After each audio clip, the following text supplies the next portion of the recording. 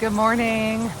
I'm coming to you from Austin, Texas at the Aloha Austin Studio, where I've got this beautiful background with waterfall and hot tub.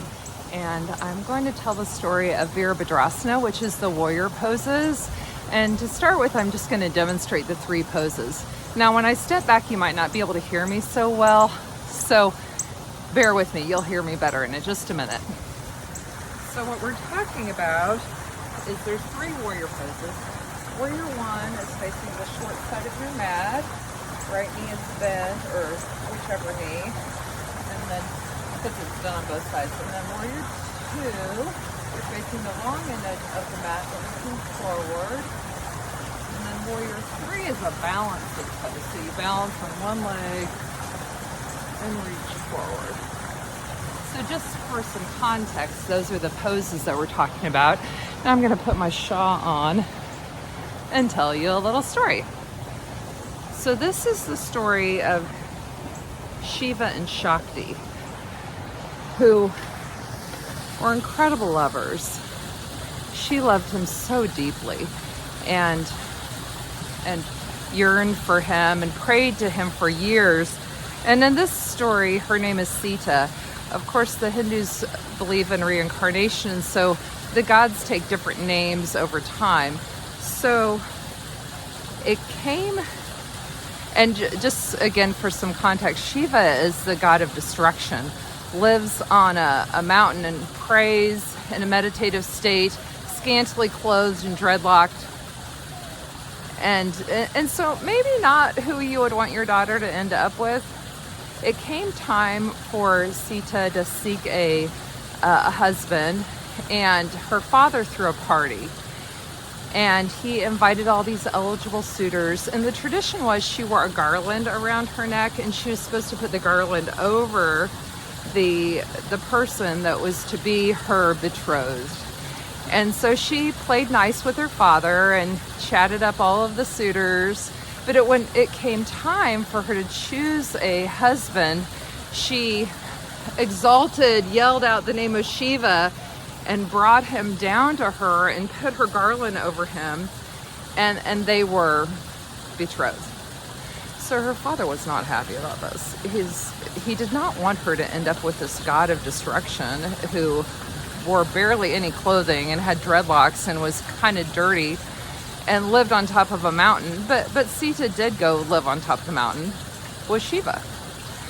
And so it came time for her father to throw another party, and he did not invite Shiva, which she was very upset about.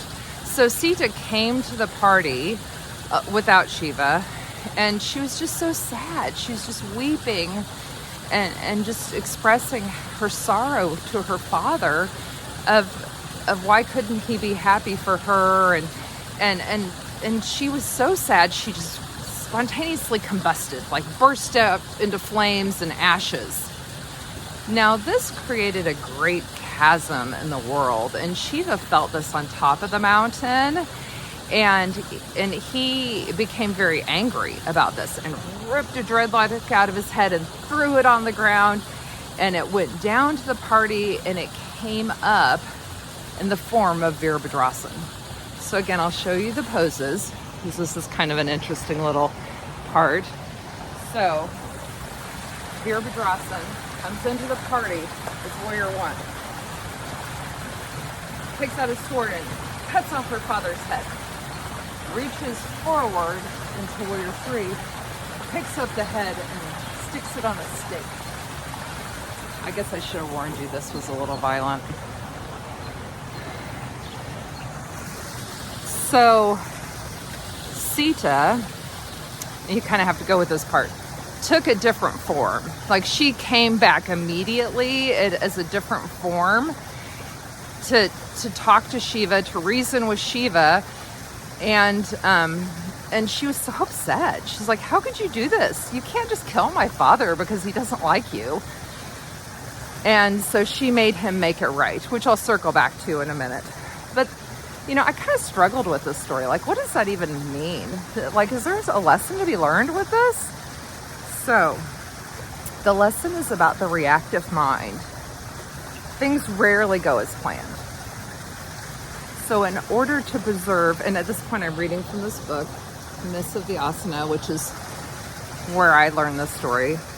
In order to preserve an elevated state of mind, be happy for those who are happy. Cultivate compassion for those who are sad. Feel delight for those deemed to be lucky, either virtuous or righteous, and experience indifference to those perceived to be wicked. So possibly the greatest lesson to be learned from Shiva and Virabhadrasana is that when we err, we always have the opportunity to step forward and do our best to make things right. So you may wonder, like, how did Shiva make this right? He cut off the head of her father. Well, again, it's one of those you got to go with it sort of things.